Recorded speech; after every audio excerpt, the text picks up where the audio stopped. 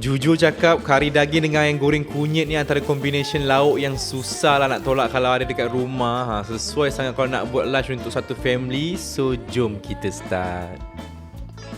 Bismillah.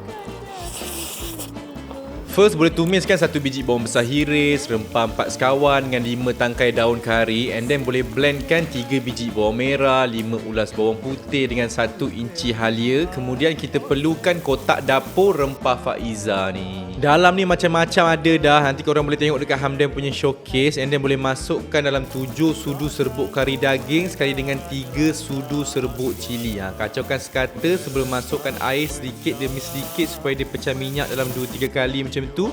Sebelum korang masukkan 3 batang cili hijau, 3 biji kentang, and then boleh masukkan dalam setengah kilo daging, tomato, yogurt, perasakan dengan garam dan tambahkan lagi air sikit. Kalau tak ada santan, korang boleh je guna plain yogurt macam ni. Sama sedap je. And then boleh masak sampailah kentang and daging tu empuk dan dah siap. Untuk ayam goreng kunyit ni pula, kita perlukan seekor ayam potong kecil macam ni. Masukkan 1 sudu serbuk kari daging, serbuk cili. Kalau nak lagi sedap, boleh masukkan juga rempah ayam goreng Mama Tok ni dalam 3 sudu sekali dengan serbuk kunyit Faiza ni. Perasakan dengan garam sikit dan boleh masukkan air. Kemudian boleh gaulkan bagi sekata. Lepas tu dah boleh goreng sampailah dia garing. Asingkan sekejap untuk kita kurangkan minyak. Kemudian boleh masukkan balik sekali dengan semua ni. Resepi lengkap nanti yang korang boleh tengok dekat caption yang dah letak. Perasakan dengan garam sikit.